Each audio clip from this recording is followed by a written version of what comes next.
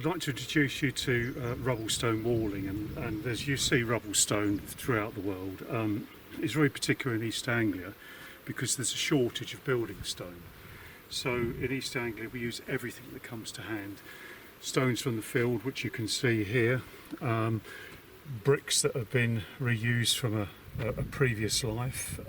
We'd use limestone, you can see here, which is not local to East Anglia but finds its way here through the ecclesiastical buildings, and something in this part of Norfolk called cast stone, which is this ginger stone, so we'll use that. But most of the stone you see here is either from the field or is being reused from another building, and we call it a vernacular walling type material because it's found from the locality.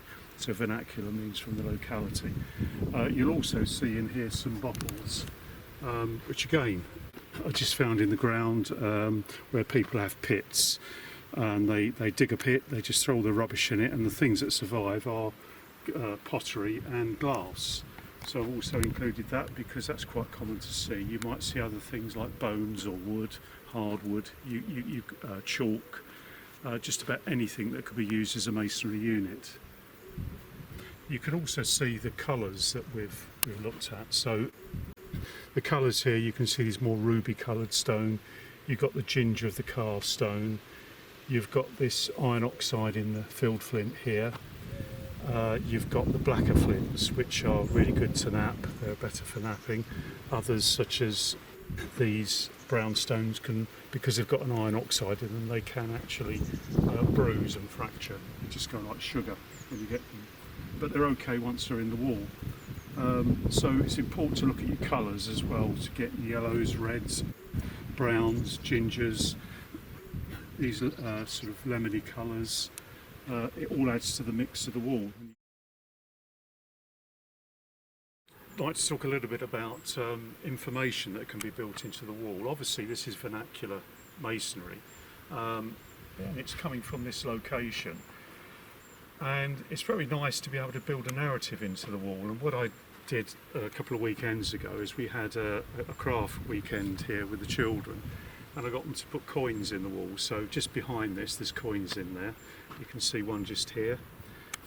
They've put the date, their own birth date coins on, so they found a coin with a date on it that matches their birthday, and we've put those in.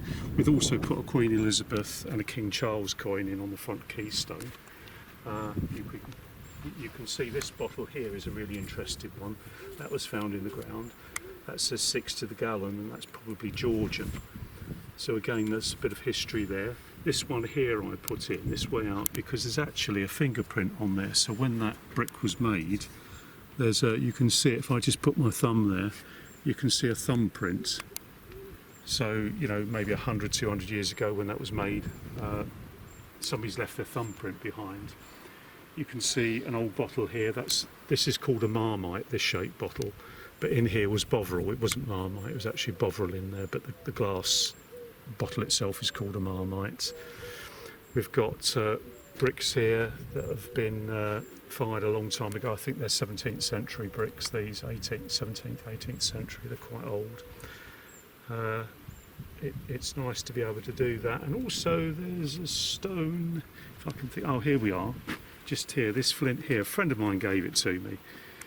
He does a lot of flint work, and he gave me that. He says, look, you can see 2 pyramids here, and they are the bulbs of percussion. So when you hit a flint, the percussion goes conically. And when he hit this stone, he got 2 on the same piece of stone. So I thought I'd put it in there, because that way I won't be able to lose it, and I can demonstrate to people what a bulb of percussion looks like without running around looking for the stone. Now it's in the wall, it's sort of immortalised. You've also down here got the grindstone. The name of this farm is Maltkiln Farm, and I dare say they were grinding corn here at some stage, and these fragments of stone I found in the ground, I've included those. I've also got a limestone here. The limestone's not local, not a local stone, but it made its way here to Pentley Abbey. And during the dissolution of the monastery, all these things were sort of taken away and reused in barns. So this is probably its third life, because this was reused in a local barn and then I've reused it again. There is also in some other walls I've got Roman bricks that have been used probably in their third or fourth cycle. So try to build in information into your wall, some interest, so there's always something to talk about when you have visitors.